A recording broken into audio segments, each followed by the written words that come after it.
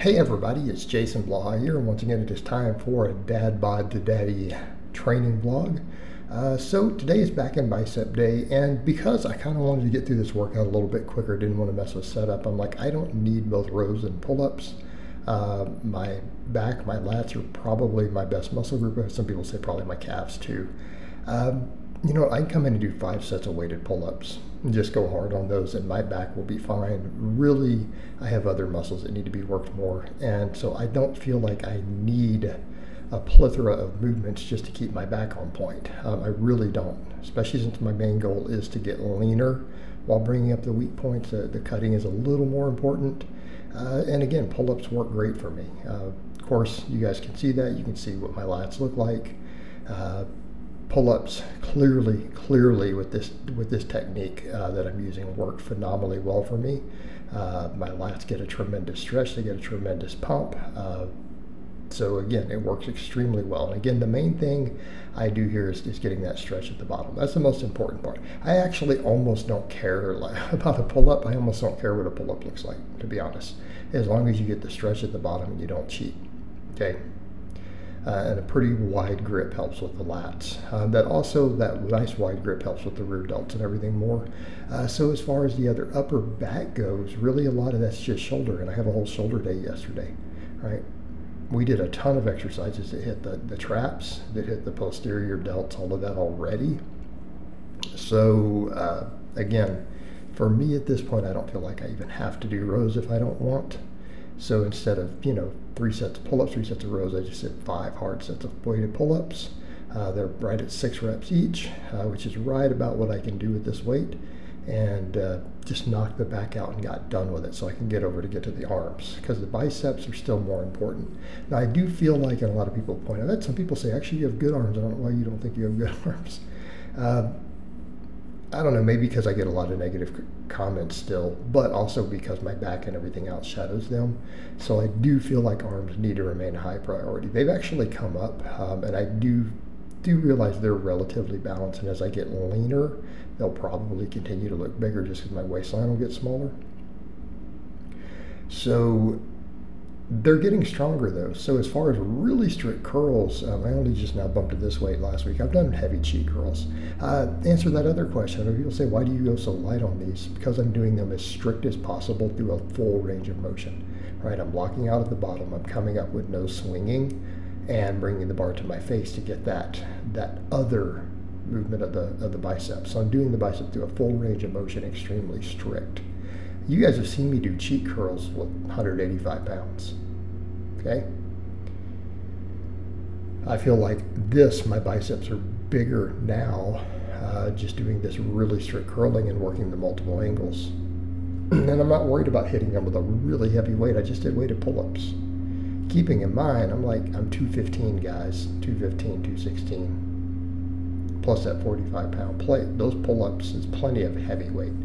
And so I don't feel that I need it. Let's just come in and just take the sets to failure, high quality sets for the biceps, work 3 different angles. And I made sure that we worked all the function of the bicep with a little bit of focus on the lower, because I did the preacher curls. So these, I think I got at least 11 reps on every set. I know I got 12 on the first one. I kind of started losing count. Mainly just comes to, okay, when it burns, and then I can't lift it from the bottom. I know when I'm going to fail at the bottom. When I get to 1 rep, I'm like, yeah, this is the last rep. So I try to slow the eccentric down just a hair, like that one right there, you could tell. And then I slow it down, and it's like, oh, the weight just sticks at the bottom. So that's muscle failure. We go over to preacher curls. The reps were a little lower. They were, about 8 to 9, mainly because I don't want to go lighter than this. And I don't want to put the little plates back on. I like loading a 25 on each side.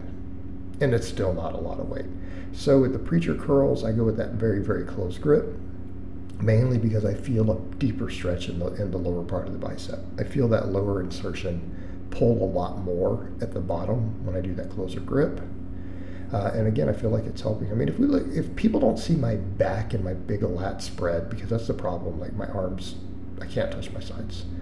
If I'm something like that, my arms look big. It's only, when you see the proportion next to my back. But when I get down on a preacher curl here, we can tell my biceps are actually doing pretty okay right now. Again, I want to put another inch on them. I'd like to drop down to 200 pounds or so and try to get these arms a little bit bigger.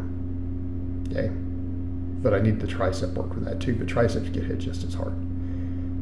Triceps are getting a big priority on the chest and tricep day.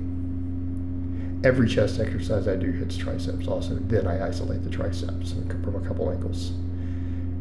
So again, feel like I'm looking good. I'm really happy with how I look right now. The only reason I'm continuing to improve, I want to be clear on that. I am only going to continue to refine the physique for professional purposes.